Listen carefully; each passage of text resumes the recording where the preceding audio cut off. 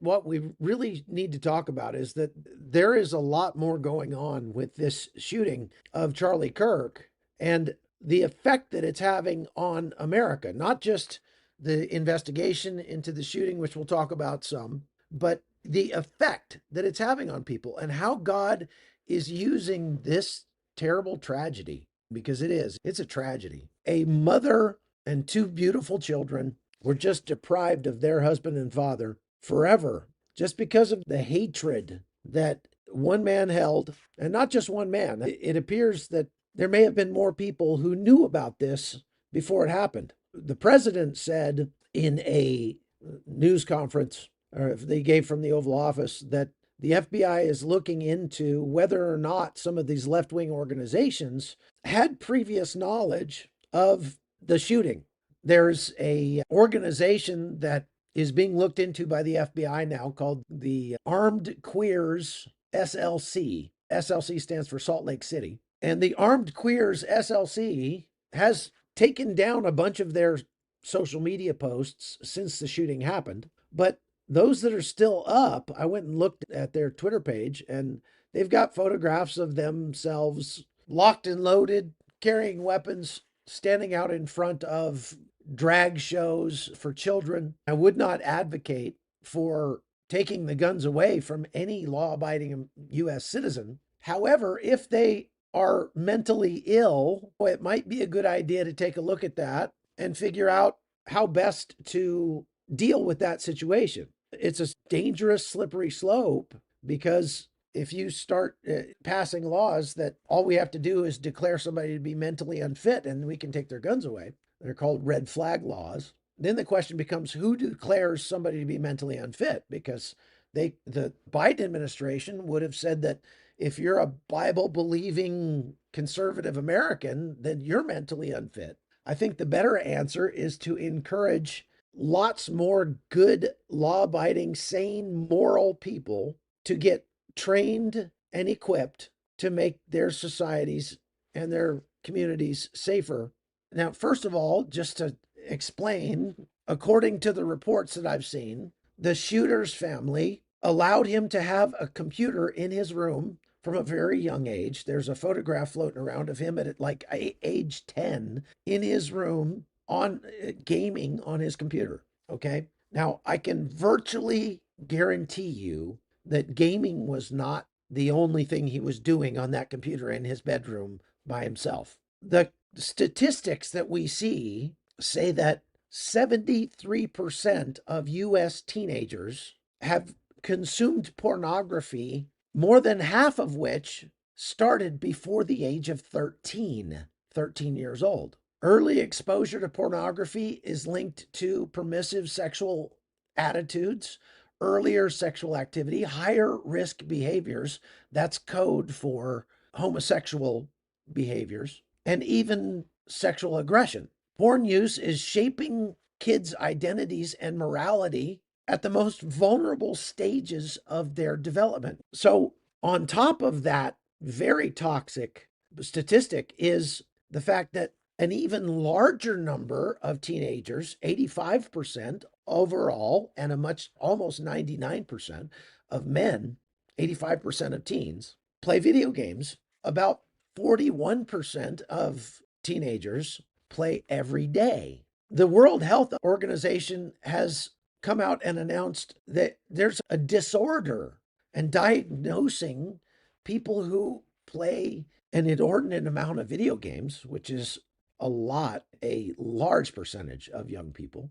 They're calling it a gaming disorder. Heavy gaming is tied to depression, anxiety, loneliness, disrupted sleep.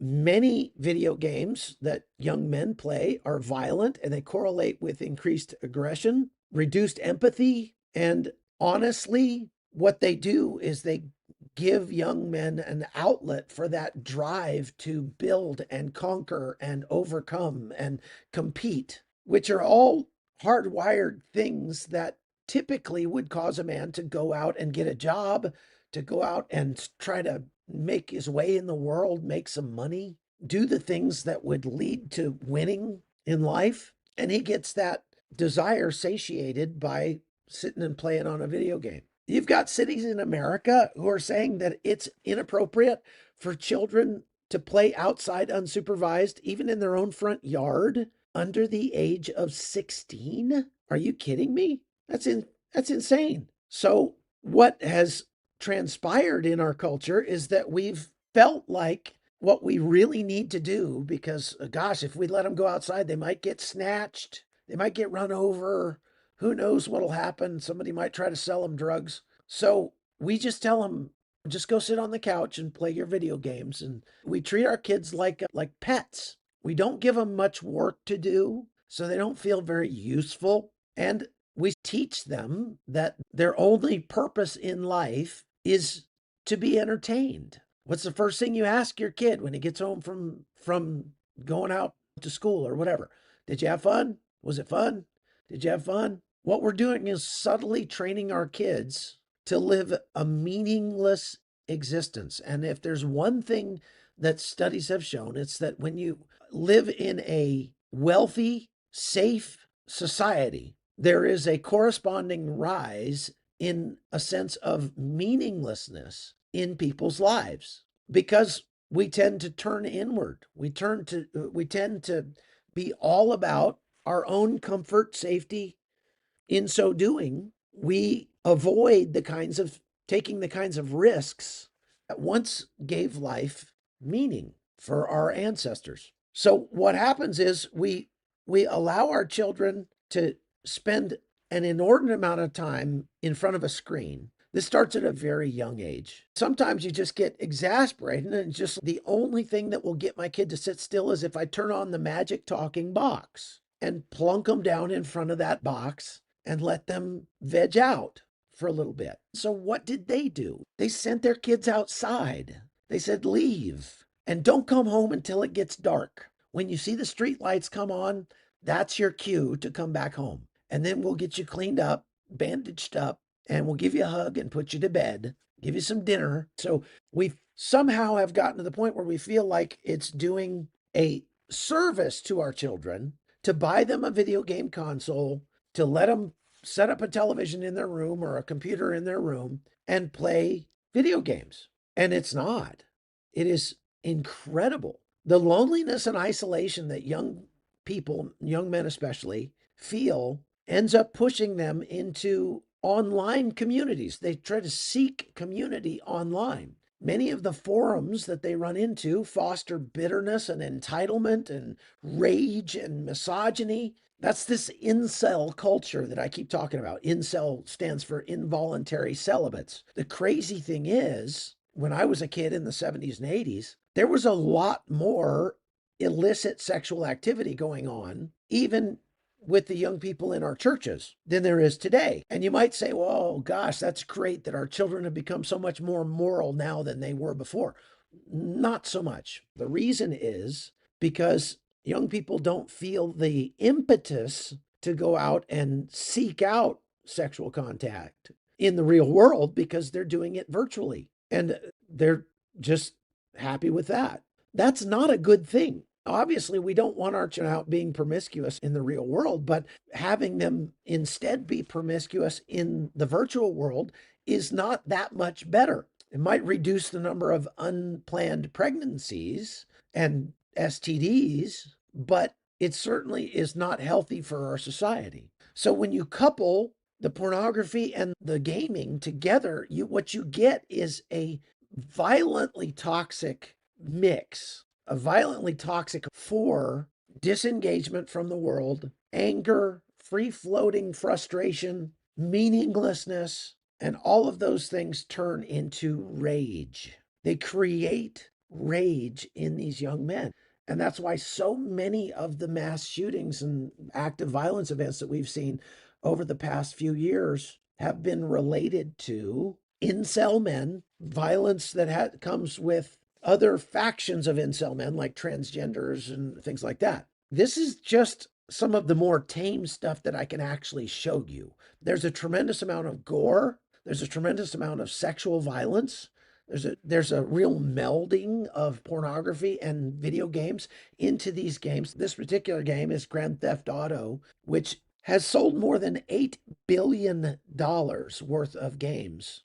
And this is some of the more tame stuff that I can show you. They're running people over on the beach. They are stealing vehicles. They're running from the cops, shooting at the cops. Okay. It is just chaos. And that's what they call entertainment. But we've moved beyond movies to first person games that you can actually control and do it yourself. If you go look at some of the stuff that is out there that shows what's really in these games, it's hypersexual, it's very gory, and it's just how can you look at that and say that's a healthy pastime for your kid? Most parents, when they think their kids playing video games, they're thinking of the video games we had when I was a kid, which is Pong, Space Invaders, Pac-Man, stuff like that. They had no idea how realistic, hyper realistic these games have become. The grass is greener, the sky is bluer. We had something like that when I was a kid. It was called playing outside. Kids don't play outside anymore. That's too dangerous. So let's park them in front of a video game that just trains them to commit felonies, that desensitizes them to violent sexual behavior, to violent physical behavior, and think that we're doing something better for them. See, that's what the shooter's family did. It's known that he was an avid gamer. Many kids go through a phase where they're exposed to all that stuff, including pornography, and they come out of it. They manage to dodge the bullet and not become a homicidal maniac. A lot of people will point to that and say, you can't blame this in video games. You can't blame this on pornography because there are lots of kids. 75% of kids are not homicidal maniacs. That's very true. But the fact that some people who smoke will not end up dying of lung cancer does not mean that smoking is safe. And in the same way, with these games being designed, literally scientifically designed to be addictive. Loot boxes, microtransactions, daily streaks and rewards to keep players hooked on playing video games. Now, there's more to it than just porn and video games that leads somebody to become a homicidal maniac. And a lot of people will then say it's barking up the wrong tree to call for increased regulation and maybe just increased control. What I'd like to say is that we need more parents being involved in their kids' lives, taking the time to give them options, give them stuff to do, to make them useful, productive members of society that feel like they have meaning and purpose in their lives. I think the bigger problem is that parents are just not involved enough in our kids' lives.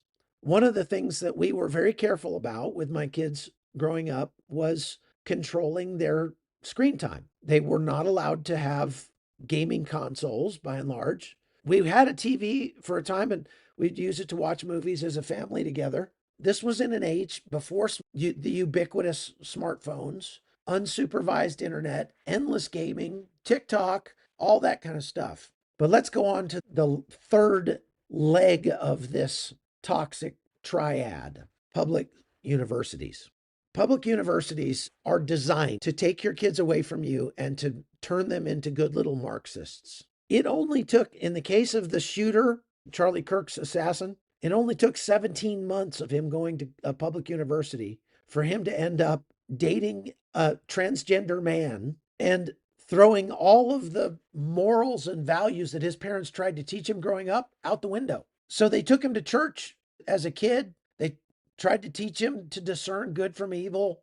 They tried to give him some good spiritual formation. But then they sent him to a public university and it unraveled all of that in less than 2 years. What I will say is that the shooter, if you look at his life, his fairly idyllic, well upbringing in a moral, God-fearing home, what I see is an advertisement for homeschooling. Absolutely, positively, we should be encouraging our children to homeschool their children. We should be encouraging our children to keep our grandchildren away from screen as much as possible. If they're going to look at a TV screen, if they're going to look at a computer screen, it should definitely be supervised. and we should work to give them some meaning and purpose in their lives. We should be pushing our children to get out into the world and take risks and do dangerous things, because in reality, that is how we save not only our kids, but America.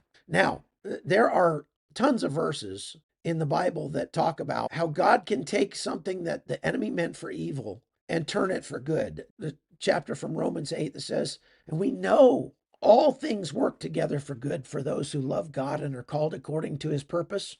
For those whom he foreknew, he predestined to be conformed to the image of his Son, in order that we might be the firstborn among many brethren. And those whom he predestined, he called. And those whom he called, he justified. And those whom he justified, he glorified. What can we say to these things? If God is for us, who can be against us?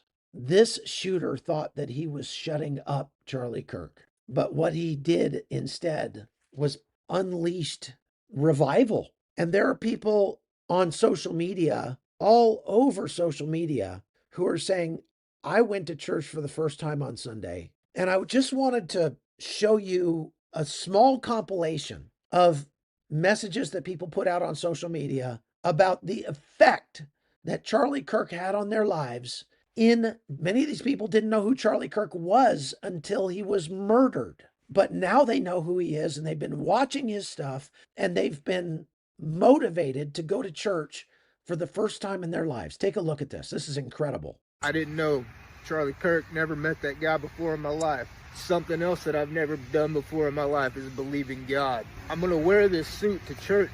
I'm going to go to church. I'm going to try to be a better father, husband, and leader for my family. They deserve that. My wife made me feel this way. Charlie's made me feel this way. The more videos I see of Charlie, the more I realize he was basically a perfect example of what a young man should strive to be, and I think that's what they hate the most.